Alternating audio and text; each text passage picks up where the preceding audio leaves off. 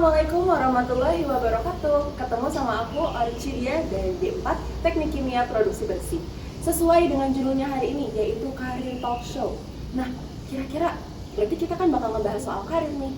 Kenapa ya? Kita tuh perlu banget untuk membahas karir, karena nggak akan terasa nih, kita sebagai seorang mahasiswa, tentunya yang udah di semester akhir, tingkat 3 atau mungkin yang tingkat 4, kan sebentar lagi akan terjun ke dunia pekerjaan. Tentunya pasti ingin banget untuk memiliki persiapan karir yang mantap, yang maksimal, dan juga pemberkasan yang baik. Nah, atau mungkin nih buat teman-teman yang di tingkat 1 atau tingkat 2 yang pengen banget nih bangun personal branding dari awal dan juga pengen bikin CV atau memiliki CV yang udah paripurna, yang udah oke banget dari awal. Nah, pada pertemuan hari ini kita akan ngebahas semua itu, kita kupas tuntas bersama seorang pemateri. Tapi sebelum kita ngobrol di sama pematerinya, kita bakalan ngebahas dulu CV dari pemateri itu. Oke, kita mulai masuk ya. Jadi, pemateri kita bernama Teteh Randalia Fani Gustaji, atau misalnya kita bisa akrab panggilnya dengan Teh Fani. Nah, Teh Fani ini merupakan alumni dari jurusan Teknik Kimia Politeknik Negeri Bandung, tepatnya di D4 Teknik Kimia Produksi Bersih tahun 2019. Kemudian, Teh Fani melanjutkan studinya ke S2 di MBA atau Master of Business Administration di Institut Teknologi Bandung. Nah, for your information nih teman-teman, Teh Fani ini selama melaksanakan kuliah di S2-nya itu mendapatkan beasiswa dari LPDP loh. Jadi, buat teman-teman nih, pasti kan ada yang pengen berkuliah itu dengan beasiswa. Kita juga bakal ngobrol-ngobrol tentang hal itu. Nah, untuk pengalaman dari Teh Fani ini, beliau adalah seorang dosen di Universitas Negeri Jakarta dan lebih spesifiknya merupakan dosen CPNS di Fakultas Ekonomi Universitas Negeri Jakarta. Kemudian, Teh Fani juga berpengalaman di Lembaga Pengelola Dana Pendidikan atau LPDP. Selanjutnya, Teh Fani ini juga memiliki pengalaman internship yang oke loh. Di mana sih pengalaman internshipnya? Yaitu di PT Pertamina Hulu Rokan Zona 4. Selanjutnya, Teh Fani ini juga sempat bekerja di PT M Indonesia and the Schlumberger Company. Itu di tahun 2019 sampai di tahun 2020. Selanjutnya, Teh Fani juga sempat melaksanakan internship di PT Kujang. Apa aja sih accomplishment dan juga awards yang udah di-achieve atau didapat oleh Teh Fani ini? Nah, yang pertama, Teh Fani ini merupakan seorang speaker at Asia Pacific Conference at the Contemporary Research or APCCR 2023. Kemudian, Teh Fani juga memiliki achievement di International Publication Title, yaitu Evaluation of Performance of Procurement Sub-Department. Nah, Teh Fani juga ini punya beberapa technical skill yang nantinya kita bakalan bahas. Kira-kira apa aja sih skill yang harus dimiliki seorang mahasiswa sebelum merambah ke dunia pekerjaan, dan juga ada beberapa organisasi yang dimiliki oleh Teh Fani. Di antaranya adalah Kelurahan IPB LPDP SSDM Representation di tahun 2022, kemudian di Bandung Musical Art and Singer di tahun 2018, PSM Polventure Team as Members of the Coaching Division di tahun 2016 sampai di tahun 2018, kemudian di HMJTK atau Himpunan Mahasiswa Jurusan Teknik Kimia di bagian Arts and Sports di tahun 2016 sampai 2017. Kemudian, Teh Fani juga memiliki pengalaman berorganisasi di Choir Kid Coordinator Group for Bandung Choir Society, yaitu di tahun 2017. Nah, untuk training sebagai mahasiswa jurusan teknik kimia, pasti udah gak asing banget ya sama yang namanya training. Karena mau bekerja di industri manapun itu, pasti kita butuh yang namanya sertifikasi training untuk menunjang karir. Nah, kira-kira training apa aja sih yang udah pernah diikuti sama Teh Fani? Yang pertama, ada di Business Skill Webinar by SBF ITB di tahun 2021. Kemudian, ISO 17025-2017, Awareness by Servindo Training and Consulting di tahun 2020. Kemudian ISO 22000 GMP HACCP, Awareness by Servindo Training and Consulting di 2020 juga. Dan di ISO 9001-2015, Founder Implementation and Internal Auditor of Quality Management, dan System by SAI Global di tahun 2019. Nah, seperti yang tadi sudah disampaikan, Teh Fani ini kan seorang dosen, tapi dosennya di bidang ekonomi. Teman-teman, kalau misalnya ada nih kira-kira dari mahasiswa jurusan teknik kimia yang barangkali nantinya bercita-cita untuk menjadi dosen. Nah, kita juga akan tanya-tanya ke Teh Fani, gimana sih pengalaman beliau untuk menjadi seorang dosen dan apa aja yang harus dipersiapkan untuk menjadi seorang dosen. Atau barangkali teman-teman juga penasaran, S1-nya atau diploma 4-nya itu di teknik kimia, tapi melanjutkan studi S2-nya lanjutan di jurusan MBA of Master Business of Administration. Nah, mungkin teman-teman penasaran kali ya, bisa nggak sih sebagai mahasiswa jurusan teknik kimia ambil S2-nya di MBA? Kira-kira karir apa aja sih yang bisa ditunjang dengan berkuliah di jurusan tersebut? Kita akan bahas dengan pemateri kita hari ini, so stay tuned.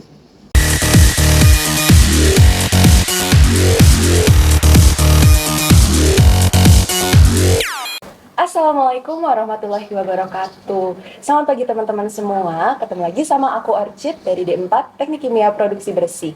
Nah, hari ini sesuai dengan judulnya nih, kita kedatangan seorang bintang tamu atau pemateri yang kece banget. Sesuai yang tadi udah aku kenalin ya. Bintang tamu kita ini bernama Teh Ramdalia Fani Gustaji atau yang akrab disapa Teh Fani. Boleh dong Teh Fani untuk memperkenalkan dirinya? Ya, halo teman-teman semua. Perkenalkan, nama aku Ramdalia Fani Gustaji, panggilannya Fani. Dan aku ini alumni dari D4 TKPB angkatan 2015. Nah, gimana nih Teh kabarnya hari ini? Baik, alhamdulillah.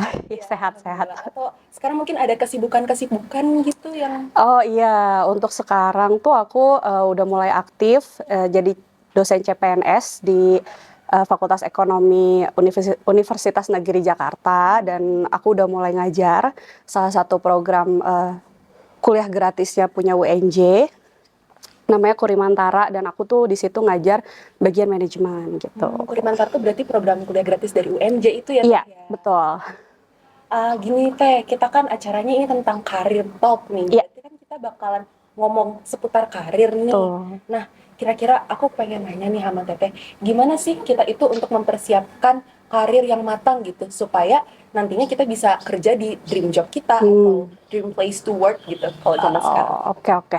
Kalau aku pribadi sih dulu itu pas aku udah mulai masuk tingkat 4 gitu ya, udah mulai akhir-akhir itu aku udah mulai cari tahu nih kira-kira opportunity apa yang ada untuk di teknik kimia itu sendiri ya, khususnya gitu. Jadi aku search gitu kayak kalau di teknik kimia tuh bisa kok jadi salah satunya mungkin yang populer sekarang tuh kayak manajemen trainee gitu ya. Terus juga industri-industri tertentu ya, kayak mungkin oil and gas juga teman-teman pasti udah tahu ya, tambang juga gitu. Jadi di situ udah mulai cari-cari info nih terkait lowongan-lowongan apa sih, atau kiranya dia tiap tahun bukanya setiap kapan kayak gitu. Jadi aku tuh udah mempersiapkan itu untuk cari tahu dulu gitu. Jadi sebelum lulus kita udah tahu nih kita mau ngapain gitu. Nah Teh, ngomongin soal dunia pekerjaan, kita tuh kan pasti pengen banget gitu ya dapat lowongan kerja atau lowongan kerja tuh yang akurat dan terpercaya tentunya. Nah, ada gak sih Teh tipsnya gimana supaya kita tuh dapat lowongan kerja tuh sesuai sama yang kita ingin gitu, kalau bisa dan terpercaya gitu. Oke. Kalau aku sih biasanya cari sumber yang terpercaya itu dari LinkedIn salah satunya ya. Terus atau dari website perusahaannya. Nah, dari situ. Terus ataupun juga biasa kita cari-cari info dari alumni misal, ya kan gitu ya. Alumni penting banget. Biasanya dia kan suka share-share info loker yang nggak di-share keluar gitu ya, gitu. Betul. Jadi kadang kita dapat info-info juga gitu dari alumni gitu. Sebenarnya kadang kalaupun mau coba job street kayak gitu juga bisa sih. Pokoknya yang penting gini, sesuatu yang lowongan yang tidak memungut biaya, nah itu udah pasti bisa dikatakan valid ya gitu. Pokoknya kalau udah ada minta uang atau apa itu stop deh, jangan dilanjut gitu. Banyak gak sih Teh zaman sekarang tuh orang-orang tuh terjebak dengan lowongan fiktif gitu. Betul kayak gitu. Jadi pastikan memang dari website ya, website perusahaan tadi ya, atau info langsung dari alumni, atau misalkan yang terpercaya kayak LinkedIn itu, tapi itu pun juga tetap harus kita seleksi lagi sih. Seleksi dulu ya meskipun dari LinkedIn gitu. Nah teman-teman, tadi kan ngomongin soal alumni nih, berarti kan erat kaitannya dengan networking. Nah Teh gimana sih caranya kita untuk menjalin relasi yang baik dengan orang lain gitu? Ada saran kah atau pengalaman dari Teteh mungkin? Oke, kalau dari aku gini sih, kita ketika kuliah ini selain kita belajar tentunya ya di perkuliahan, kita tuh di sini diajarkan untuk berorganisasi, kan, belajar berorganisasi. Kita ikut himpunan, kita ikut UKM gitu ya. Usahakan kita tuh punya hubungan yang baik sama mereka gitu ya, sama alumni gitu ya. Supaya nanti tuh ke depannya tuh kayak loker-loker gitu tuh kadang alumni tuh suka share gitu ya. Jadi ketika jadi jangan sampai kita kupu-kupu aja gitu ya kita kupu-kupu aja gitu di kampus, jangan sampai kayak gitu. Manfaatkan juga nih kalian tuh di sini meskipun kuliah sibuk, tapi kalian juga manfaatkan waktu-waktu untuk berorganisasi, bersosialisasi, kenalan banyak teman gitu ya.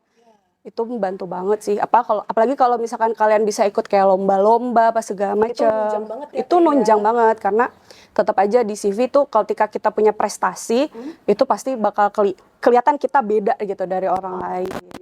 Ada poin plus tersendiri gitu ya yang dilirik gitu sama perusahaan. Apalagi kalau kita ikut lomba, kita ketemu lagi sama orang baru, kenalan lagi sama teman-teman yang lain kan, jadi kita menambah juga networking kan. Betul. Kayak gitu sih. Nah teman-teman, jadi ini bisa jadi catatan ya kalau misalnya salah satunya dengan bergabung himpunan nih bisa diawalinya. Karena kita nih kan Polban ya, udah pasti jadwalnya padat banget.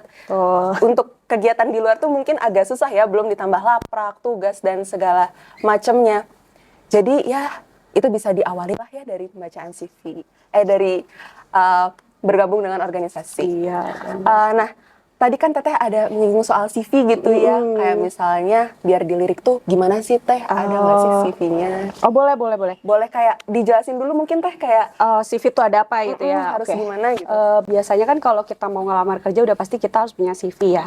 Sebenarnya CV itu kan dibaca kayak cuma 10 detik gitu ya sama rekruternya gitu biasanya.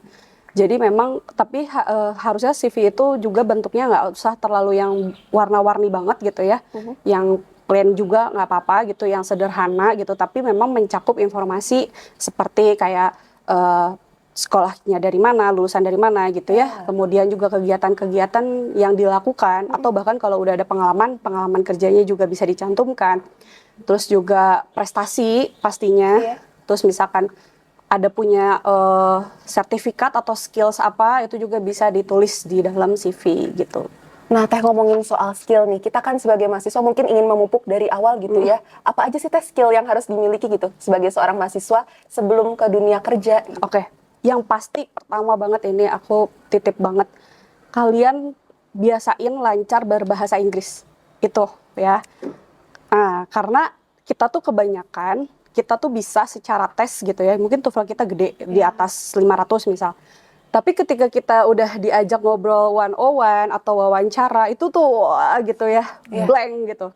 Jadi itu, karena apalagi sekarang kebanyakan gitu ya, ketika kita lancar banget bahasa Inggris, itu udah kita beda di mata rekruter itu. Ini anak dia komunikasinya bagus, dua arah, bahasa Inggrisnya oke gitu ya. Apalagi kalau misalkan kalian ingin masuk ke international company gitu ya, udah jelas dong bahasa Inggris adalah modal gitu ya itu.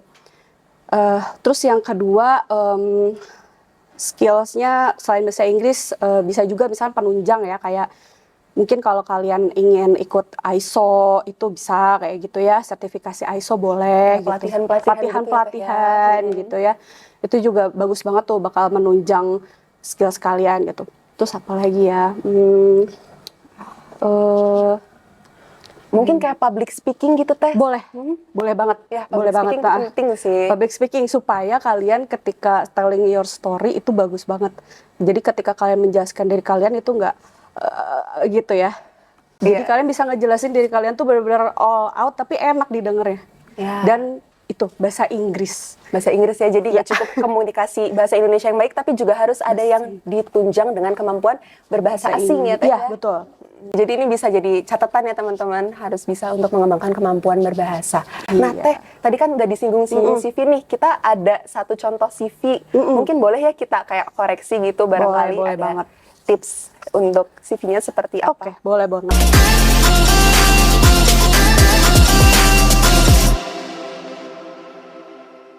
sini udah jelas ya kontaknya juga udah ada ya. Jadi nanti rekruter udah tahu dong ngehubunginnya kemana. Jadi udah bener ini untuk ininya ya, nomor mungkin ini Instagram ya. Kontak yang bisa dihubungi. Iya, kontak yang bisa dihubungi. Oke, di sini mahasiswi pendidikan ini minatnya ke mana, boleh pengalamannya dia quality control dinas pendidikan. Oke, di sini ada sedikit kayak brief gitu ya, gitu. Untuk khususnya briefnya misalkan kayak nge-highlight kayak skills atau misalkan kayak minat juga gitu ya. Di sini kan udah ada ya, di sini dia sebutkan ada pengalaman juga di quality control gitu ya. Nah, ini udah benar untuk pendidikan, nanti ada Politeknik Negeri Bandung. Nah, sebenarnya kalau untuk kita melamar itu nggak perlu sampai SMK-nya atau SMA-nya ditulis ya. Jadi cukup hanya di terakhirnya aja ya. Jenjang terakhir. Di jenjang terakhirnya aja ya, mungkin di D3-nya ini ya. Bisa juga nanti kalau misalkan udah ada IPK-nya mau dicantumin juga boleh gitu ya. Yang di sini nanti udah pasti tahun lulusnya ya. Kayak 2000 masuk sampai lulusnya, sorry. Nah, ini bener nih, karena kita itu nanti fresh grade, jadi pastikan yang kita highlight itu adalah pengalaman organisasinya ya, atau aktivitas atau proyeknya apapun itu. Nah, bisa nih di sini ditulis, udah bener sih di sini. Nama kegiatannya gitu ya, kapan dilaksanakannya, apa posisinya. Nah, yang di sini tuh memang harusnya yang ketika di highlight di tengah ini Mbak Orchid bisa tolong sambil pegang kali ya.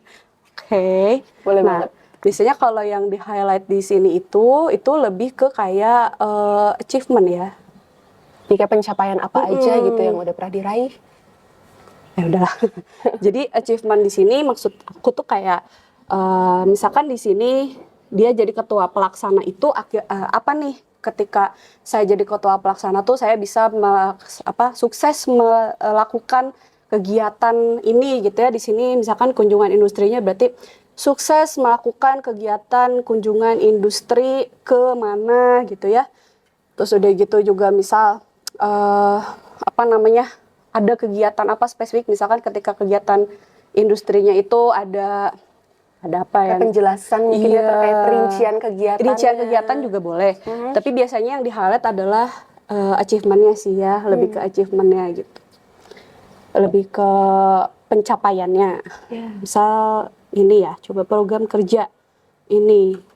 Program kerja Sains Funtastik Angkatan, jadi Kepala Divisi Humas. Oke, berhasil menghubungi pihak terkait seperti pihak sekolah tujuan yang menjadi tempat berlangsungnya program kerja. Nah, di sini tuh kalau ini kan dia lebih ke kayak kolaborasi ya dengan pihak lain. Jadi maksudnya di situ berhasil berkolaborasi bersama pihak-pihak sekolah yang menjadi tujuan. Jadi memang ada kata-kata kunci seperti berhasil, berkolaborasi, misalkan kalau di pekerjaan kita melakukan suatu penghematan atau memberikan suatu rekomendasi terhadap perusahaan gitu. Jadi benar-benar kita tuh ada achievement-nya gitu loh. Kalau bisa bahkan dia terkuantitatif kalau bisa gitu. Tapi kalau enggak bisa kayak gitu ya, itu kan menunjukkan bahwa kita bisa bekerja sama-sama orang gitu ya, kita bisa memimpin satu kegiatan gitu, itu kan satu hal poin plus ya, kayak gitu. Jadi ini bisa diganti nih, berhasil menghubungi pihak ini, berhasil berkolaborasi bersama pihak-pihak yang menjadi tujuan tempat program tersebut gitu ya. Coba ini, malam keakraban jadi koordinator lapangan.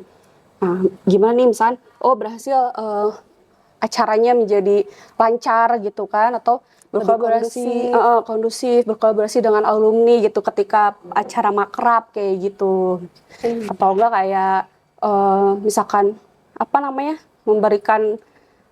berhasil memberikan insight kepada mahasiswa baru gitu ya, untuk bagaimana gitu memotivasi betul. Atau apa gitu ya. Iya. Kayak gitu. Mbak Isa ini banyak pengalamannya ya ternyata. Banyak ya. Nih. Banyak dan bagus ya, yang banyak aja supaya nanti ketika kamu bikin CV kamu bisa pilih yang mana kiranya ada korelasi terhadap perusahaan itu gitu. Misal kalau contoh misalkan Mbak Isa mau masuk lagi ke tentang quality control, berarti kan misalkan Mbak di lab gitu ya. Di lab kan tetap kita harus bisa manajemen waktu misal. Ya nggak sih dalam lab. Betul. Kita juga harus punya skill kolaborasi mungkin dengan Itu teman. penting banget Iya. ya buat dunia pekerjaan. Iya, harus berkolaborasi di lab gitu karena nggak mungkin kita semua dikerjain sendiri kan. Kalau udah kerja itu pasti kita akan berkolaborasi dengan orang lain.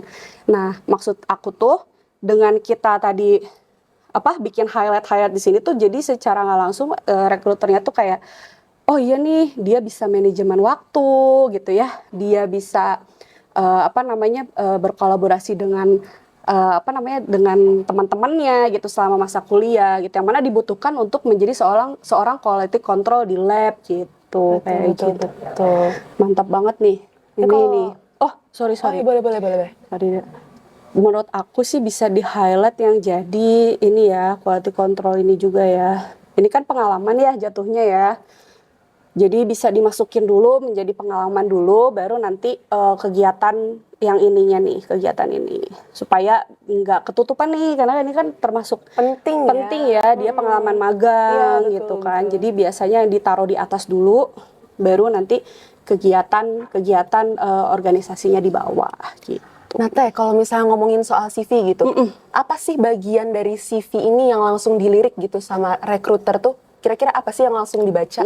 Biasanya ya kalau untuk fresh graduate itu pasti pengalaman kayak magang, pengalaman dia tesis skripsi juga, terus juga IPK juga itu juga pasti dilirik ya untuk anak fresh grad gitu ya. Betul. Nah, tapi ini juga nggak kalah penting ya kegiatan ini juga.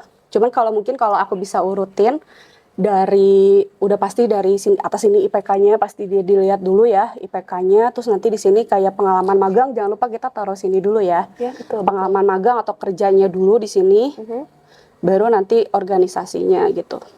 Baru nanti kalau skripsi yang kayak gitu biasanya nanti sih ketika kita interview gitu biasanya.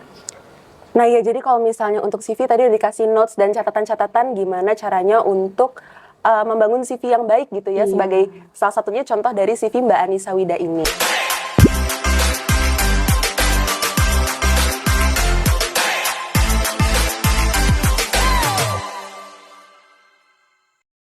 Teteh kan melanjutkan studi lanjutannya tuh ke MBA ya, atau Master of Business Administration.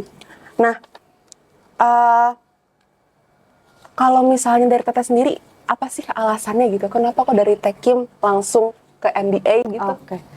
Jadi kalau sebenarnya awalnya tuh aku setelah lulus itu aku jadi lab technician di satu perusahaan gitu ya. Memang itu udah Tekim banget waktu itu. Cuman waktu itu posisinya aku ada COVID gitu kan, dan juga susah tuh waktu itu posisi aku untuk cari pekerjaan baru gitu ya. Nah, memang posisinya aku akhirnya brainstorming sih ya waktu itu sama sekarang suami aku gitu ya. Memang aku melihat opportunity di manajemen itu, di MBA itu juga jauh lebih besar untuk membuka peluang aku juga bekerja gitu. Karena ini pemikiran aku aja ya, waktu itu aku kesulitan untuk cari pekerjaan karena kebanyakan lowongan pekerjaan teknik kimia itu mostly untuk laki-laki. Iya, betul banget. Ya, betul. mostly untuk laki-laki ya gitu. Jadi aku rasa aku coba switch untuk ke manajemen, ke MBA itu akan membuka peluang untuk aku lebih luas lagi sih sebenarnya kayak gitu. Jadi makanya itu salah satu alasan juga sih buat aku akhirnya pindah gitu ke MBA sebenarnya. Nah, Teteh itu kan seorang dosen ya, berarti kan otomatis melakukan studi lanjutan nih. Iya. Nah, Teh, sepenting apa sih melakukan studi lanjutan untuk kita para mahasiswa gitu? Oke. Kalau gini ya, aku akan kasih insight dulu nih.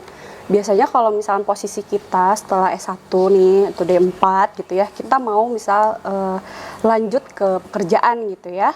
Nah, biasanya kita jangan langsung S2. Jadi kita cari kerja dulu karena kebanyakan lowongan pekerjaan itu adalah S1. Iya, betul. Atau D4 ataupun D3 gitu ya.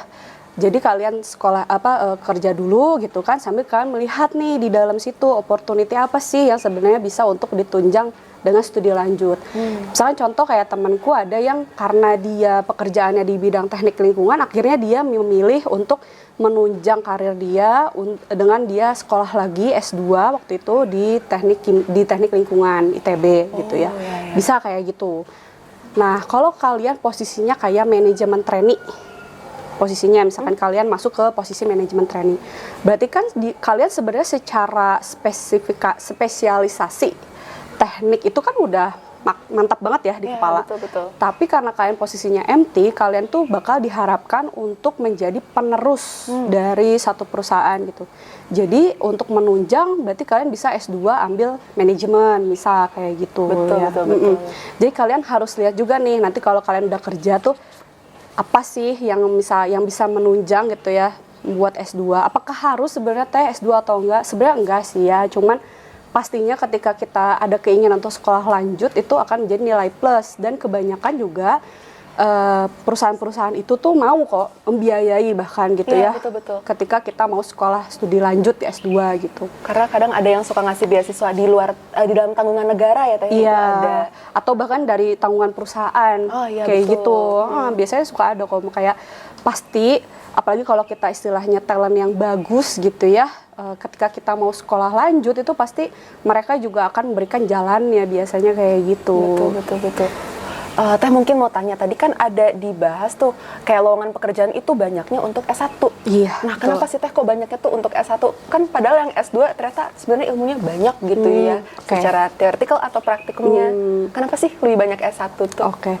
Sebenarnya gini ya, kalau aku lihat dari sudut pandangnya perusahaan, anak S1, D4, D3 itu kan sebenarnya kalau secara market harga itu jauh lebih rendah daripada S2, dan anak-anak S1, D4, D3 gitu ya adalah anak-anak yang masih banyak potensi yang masih bisa banyak digali juga gitu ya. Betul. Jadi masih bisa dibentuk gitu. Apalagi kalau memang perusahaannya ini menginginkan kayak tadi misal MT gitu ya, pasti kan nantinya akan dibentuk sedemikian sesuai rupa dengan kualifikasi perusahaannya. Iya ya. gitu. Sedangkan kalau posisi S2 kadang keterbatasannya adalah dia udah jauh lebih spesifik gitu ya. Kalau S2 kan udah jauh lebih spesifik gitu ya. Betul. Dan kadang minta gajinya juga pasti lebih gede gitu ya dari posisi itu ya, dari posisi S1 gitu ya. Dan kadang kalau ketika sesuatu udah lebih spesifik, udah lebih kebentuk, itu kadang ada perusahaan yang nggak mau ya, jadi kayak susah dia untuk dibentuk lagi. Ataupun juga kadang mungkin dia lanjut S2 tapi dia zero pengalaman gitu ya, itu juga jadi bahan pertimbangan banget ya. Misalkan yang langsung dari S1 ke S2 tanpa pengalaman, kadang ada beberapa perusahaan yang agak ragu nih, dia kok S2 aku bayar lebih mahal tapi secara pengalaman ya sama aja sama S1. Karena banyak juga ya Teh ternyata sebenarnya yang kayak gitu. Iya, jadi kan kalau aku sebagai yang punya company, kalau misalnya kita adu dengan studi kasus misalnya gitu ya, antara S1 dan S2, ternyata sama-sama aja atau bahkan lebih bagus S1, ya buat apa ya S2? Jadi lebih mending ambil yang mana nih yang lebih baik untuk perusahaan gitu ya. Jadi itu sih tadi ya yang makanya kenapa banyak rata-rata tuh ambilnya S1 gitu atau D4 atau D3. Nah, Teh tadi kan udah dibahas nih ya seberapa penting sih studi lanjutan gitu. Nah, Teteh sendiri kan kebetulan nih selama studi lanjutan itu mendapat beasiswa LPDP gitu Iya, ya. betul. Nah, gimana sih Teh tips LPDP? Karena kan pasti banyak nih yang pengen banget dapat beasiswa, apalagi LPDP bergengsi banget dong. Oke, iya. Jadi kalau aku tuh pokoknya harus tahu dulu ya, ingat sebelum studi lanjut itu kita paham nih kita mau kemana, goals kita tuh apa. Apakah dengan ditunjang dengan studi lanjut atau enggak gitu ya, itu kita pahamin dulu itu gitu ya. Nah, ketika aku waktu itu posisinya aku udah tahu mau S2 dan kebetulan waktu itu memang posisinya ada beasiswa LPDP gitu ya. Memang beasiswa LPDP ini tuh dia 1 tahun itu 2 kali dibukanya. Di awal dan di pertengahan tahun, seingat aku ya. Nah, sebenarnya yang aku persiapkan gitu ya, udah jelas itu kan ada banyak isian ya sebenarnya gitu ya.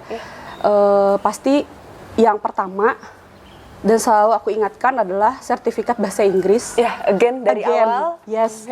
Khususnya ini kalau contoh di dalam negeri kita butuh kayak TOEFL ITP ya, Betul. bener-bener yang ITP loh, bukan yang kayak misalkan dari UPT bahasa mana gitu, enggak. Benar ITP. Atau kalau mau keluar negeri bisa TOEFL IBT, IELTS, benar itu. Tergantung universitas yang dituju sebenarnya. Betul. Bahasa Inggris, terus juga waktu itu aku tuh udah bikin bukan motivation letter. Esai mungkin? Esai, yes. Esai. Sebenarnya esai itu dalamnya tuh aku menceritakan kayak masa dulu, kini, dan sekarang, dan nanti gitu ya. Jadi kayak aku ceritain backgroundku dulu apa, terus kayak kenapa akhirnya aku lanjut mau S2, saat ini kondisiku seperti apa, dan apa yang pengen aku capai dengan aku harus sekolah di S2 ini gitu. Betul. Posisinya waktu itu. Itu esai, dan esai itu kan kayak kita harus banyak refleksi diri ya. Itu jadi lama juga posisinya gitu, bikin esai gitu. Itu terus di situ ada kayak data-data yang harus diisi juga ya tentunya. Kayak kita harus cari rekomendasi. Kayak persyaratan khususnya gitu mungkin? Misalnya kita harus cari rekomendasi. Surat rekomendasi dari bisa dari dosen, betul. maupun dari misalnya kita punya atasan. Nah itu juga harus ada waktu itu di LPDP. Apalagi ya, tadi sertifikat bahasa, esai, surat rekomendasi, isiannya juga cukup banyak gitu ya. Jangan lupa prestasinya juga bisa kita masukin juga di formnya LPDP gitu. Nah, Teh, ini kan tadi seputar tentang dunia pekerjaan gitu. Pasti kan udah nggak asing sama yang namanya interview. Interview itu kan kadang the moment yang deg-degan banget gitu ya.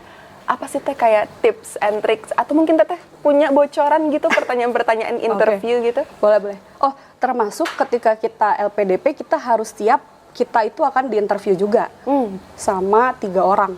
3 orang tuh teman-teman interviewernya. Itu ada akademisi, ada psikolog. Jadi dia udah pasti akan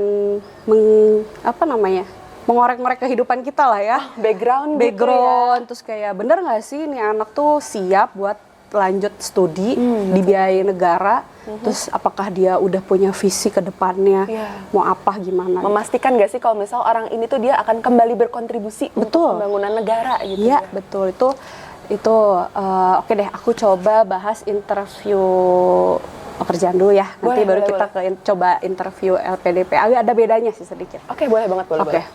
Biasanya kalau di interview itu kan kita datang, jangan lupa ya kita berpakaian yang rapi, sopan. Nanti kan kita datang, duduk, akan ditanya kayak silahkan perkenalkan diri Anda gitu. Nah, di perkenalan tuh jangan disebut saya tinggal di RT RW sekian, nggak usah ya. Jadi kayak saya Fani, saya namanya Fani Bu, saya panggilannya Fani. Saya lulusan dari D4 Teknik Kimia Produksi Bersih Bu. Selama saya kuliah, saya aktif. Kalau saya dulu di Paduan Suara, saya aktif di Paduan Suara. Kemudian saya juga waktu itu lomba. Himpunan juga Teteh. Ya, himpunan aku nggak terlalu aktif. Oh gitu. Kalau aku dulu himpunan sempat di senior juga. Waktu aku biasa lebih banyak nge-highlight di Paduan Suara ya, karena aku cukup berpengalaman banget nih di Paduan Suara ini, keren banget loh ini, jangan salah. Jadi aku jelasin kalau aku tuh saya waktu selama saya kuliah tuh saya aktif Bu di Paduan Suara. Saya pernah lomba ke Thailand. Iya, betul. Terus udah gitu saya juga misalkan kita juga bisa highlight nih, kita punya project sama dosen atau kita bahkan ikutan PKM gitu ya. Itu kan poin plus yang harus kita highlight di perkenalan. Betul. Supaya dia jadi tertarik sama kita gitu ya. Oh, ini makin anak ditanya-tanya, digali lagi. Kayaknya dia bisa lomba internasional nih, Paduan Suara. Akhirnya kan jadi nanya, kamu gimana atur waktunya, gitu kan dari situ. Dengan kesibukan sebagai seorang mahasiswa. Iya, gitu. jadi di perkenalan tuh kalian highlight bukan nama orang tua saya siapa, enggak. Tapi udah jelas pasti kita highlight nama terus kayak achievement kita gitu ya. Saya waktu itu magang di Pupuk Kujang Bu, di bagian apa itu proses ya, proses aku lupa ya, proses engineer. Jadi di situ saya kasih rekomendasi Bu terhadap heat exchanger-nya mereka. Jadi ternyata heat exchanger mereka tuh ada kebocoran lain-lain. Jadi perlu gini. Itu kan Kayak memberikan solusi gitu atas yes, itu kan highlight yang wah ini anak ada yang dilakukan dan itu bermanfaat, berimpact positif gitu Impact bagi positif, perusahaan gitu terutama betul. ya. Terus juga pasti sama recruiter itu ditanya kekurangan dan kelebihan. Ya, betul. Nah sebenarnya itu tuh bukan gimana ya, kita nggak boleh bohong. Karena kalau bohong, recruiter itu tahu. Pasti ngeh ya Teh. Pasti nggak. Nah gimana sih cara kita tahu Teh kelebihan dan kekurangan kita? Ya. Itu udah pasti tanya sama diri sendiri, Pertama-tama. refleksi gitu ya. Kalian mau coret-coret aja. Kayak atau enggak kalian tanya ke teman. Menurut kamu aku gimana sih? Lebih aku apa ya? Kurang aku apa ya? Iya. Gitu. Itu aku juga sempat kayak gitu, nanya ke orang lain, nanya ke keluarga juga gitu yang tahu aku kelakuannya di rumah kayak apa gitu ya. Refleksi diri juga. Nah, nanti kita pilih kayak oh strength kita maksudnya dengan posisi mau bekerja itu kan pasti yang di highlight kayak tadi ya soal kolaborasi gitu ya. Betul. Terus juga ya misal soal kolaborasi berarti kan kita coba oh aku tuh ternyata mudah loh beradaptasi gitu, kelihatan kata teman-temanku kamu oke loh kalau ngobrol di depan, public speaking kamu bagus. Kamu bisa bilang jadi gini Bu, saya merasa diri saya tuh public speakingnya bagus karena saya tuh sering banget Bu dijadiin MC ketika acara, mungkin Orchid gitu kali ya. Mungkin bisa nih ya nanti di CV aku cantumin pas interview dijelasin gitu ya. Boleh. Akhirnya dari situ karena menurut saya tuh aku tuh ini ya public speakingnya bagus, akhirnya aku coba juga Bu untuk ikutan seminar-seminar public speaking gitu, yang mana ternyata aku merasa itu salah satu kelebihan aku bisa public speaking. Penunjang juga Yes, ya. gitu. Nah, misalnya soal kekurangan pun juga sama. Sebenarnya nggak kekurangan yang itu tuh sebenarnya harusnya sih ada kaitannya ya dengan pekerjaan gitu ya. Jadi jangan bilang, misal kalau dulu tuh aku bilang kekurangan aku tuh salah satunya lupa gitu ya, kayak betul. aku lupa gitu atau apa. Jadi gini Bu, saya tuh waktu saya kuliah tuh saya bisa punya banyak tugas, ada project gitu ya. Kadang tuh saya lupa, jadinya saya jadi terburu-buru ketika mengerjakan sesuatu gitu ya. Karena sebenarnya salah saya sendiri nih, saya nggak nge-planning kerjaannya gitu ya, atau nggak nyatet atau apa. Akhirnya setelah saya mengalami itu, saya lupa, akhirnya ada project yang keteteran waktu itu. Jadi saya mengevaluasi diri saya dan akhirnya ketika nanti saya dapat tugas, saya ada project, itu saya langsung bikin Bu planning kayak, oh nanti misalkan acaranya hari Minggu ya, saya udah dari Senin Bu udah mulai kayak oh iya aku nanti akan begini. Nah jadi ketika kalian bilang kekurangan, yang di highlight itu sebenarnya bukan kekurangannya, tapi gimana kalian menangani itu gitu. Jangan sampai kekurangan jadi kekurangan aja. Iya betul. Tapi tetap kita kayak oh jadi di situ ada pelajaran yang bisa kita ambil. Karena kita juga bisa kayak bentuk set reminder atau bikin priority table. Betul. Gitu ya. Kayak gitu. Atau tadi kayak aku, yaudah deh saya bikin plannya udah dari jauh hari gitu Bu. Nggak akan mepet lagi. Saya deadliner Bu. Udah jelas saya deadliner dong. Ini yang suka SKS nih. Yang SKS. Aduh hati-hati yang SKS nih. bikin laporan lab siapa? Aduh siapa nih? Siapa ya? Oh jangan-jangan saya sendiri. SKS bikin laporan lab kan harusnya baca paper ya? Ya betul. Nggak mungkin cuman dibahas aja kan? Nah itu kan kekurangan ya istilahnya. Tapi kita jawabnya itu bagaimana kita menanggulangi jangan sampai kita kayak gitu lagi. Iya. Nah tadi Teh kan itu tentang pekerjaan nih. Kalau misalnya interview beasiswa LPDP itu gimana sih Teh? Kalau biasanya interview beasiswa LPDP itu dia itu mostly pertanyaannya itu lebih jadi ada yang sisi akademiknya kayak kamu tahu nggak sih sebenarnya universitas yang mau kamu tuju tuh apa, kayak gimana kondisinya, SKS-nya berapa, atau enggak kayak matkulnya tuh apa aja, itu bisa banget loh jadi bahan pertanyaan. Ya harus kenal dulu. Kita kenal dulu nih universitas yang mau kita tuju. Oh kayak aku waktu MBA, oh iya saya tuh mau MBA karena saya tuh merasa begini. Terus di MBA itu, di ITB itu dia punya yang namanya Greater Hub Bu waktu itu ya. Jadi sebagai pembeda kenapa nggak universitas yang lain? Karena kan sering akhirnya dimainkan mental kita. Kenapa kamu nggak pilih yang lain? Kenapa kamu yang ini? Jadi kayak harus nyari sesuatu yang lebih gitu yang beda, meyakinkan mereka yang beda gitu. bahwa kita pengen ke situ tuh karena ada something yang memang cuma ada di situ. Ya, betul. Misal gitu ya. Atau dosennya memang aku mau promotornya dia. Itu juga bisa salah satu alasan juga gitu ya. Jadi pertama kita cari pasti yang ditanyakan seputar universitasnya gitu ya. Terus kemudian juga seputar plan kita ketika nanti kuliah. Betul. Terus juga ketika nanti setelah lulus kuliah kita mau ngapain? Berkontribusi apa saja, baliknya gitu ya. mau apa gitu kan? Betul. Terus udah gitu nanti ada ditanya juga kayak kamu nanti mau penelitian tentang apa? Nah itu kalau misalnya tentang penelitian gitu teh, kan kadang suka ada yang kepikirannya mungkin kayak beberapa setahun sebelum mungkin. Nah itu gimana tuh teh?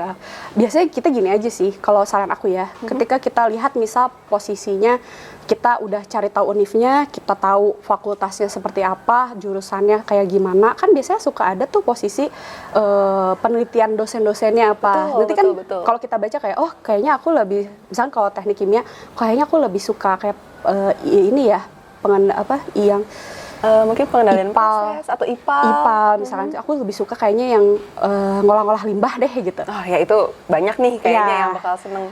Itu kan ini ya bisa kita sampaikan. Oh saya tuh kayak akan berfokus di pengolahan limbah Pak. Karena misalnya ada dosen ini yang berfokus di situ. Mungkin hasil penelitiannya atau achievement dari dosen-dosennya. Iya gitu. Tapi memang rencananya nggak perlu yang spesifik itu ya kalau S2. Kecuali kalau S3 karena S3 itu kita harus melampirkan proposal. Oh iya sih S3 ya. Iya karena di S3 kan harus jelas banget gitu loh. Banget. Nah, tapi seenggaknya kalian tuh punya gambaran. Nanti aku mau ini Pak tentang ini. Terus nanti mungkin outputnya akan seperti ini. Kalau misalkan kalian punya kenalan, kalian juga udah mulai bisa kontak si dosennya ya. Kayak ke networking tadi iya. Kalian udah kontak dosen yang ada di universitas tersebut supaya kalian tuh emang aku tuh udah siap Pak untuk S2 nih udah oke banget, aku persiapannya udah oke banget kayak gitu. Jadi dan karena ada psikolog juga, jadi ada pertanyaan tentang mentality kita. Kesiapan mental, bener. Kayak nanti ditanya, mungkin kalau kalian suatu saat mungkin S2-nya udah berkeluarga, pasti kalian ditanya juga. Betul. Ntar gimana support dari keluarganya, seperti itu.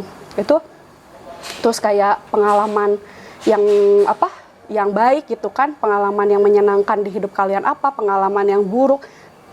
Jadi kayak bener-bener kayak kita dikulik banget secara psikologis. Bener-bener ditanya-tanya.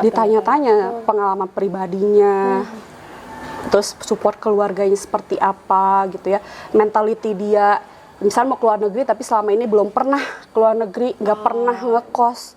Itu kan kayak kayak belum ada keterbiasaan mungkin ya. Tapi sebenarnya nggak jadi masalah. Maksudnya ketika kita, saya udah siap gitu kan. Nanti di sana saya misalkan mau ikut asrama aja Bu, gitu betul. Atau gimana gitu. Jadi itu akan dikorek banget kayak sih. Mungkin nyiapin planningnya juga nanti misalnya di sana mau seperti apa. Iya benar planning nanti kalian bisa mau tinggal di mana gitu. Kayak gitu. Karena kalau misalnya kita nih sebagai penerima beasiswa LPDP gitu atau beasiswa apapun itu, terus kita study abroad gitu ya Teh ya.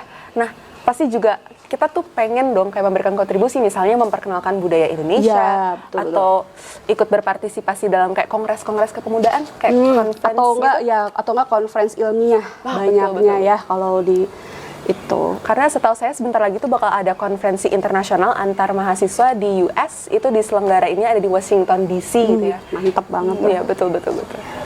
Daftar. Cobain.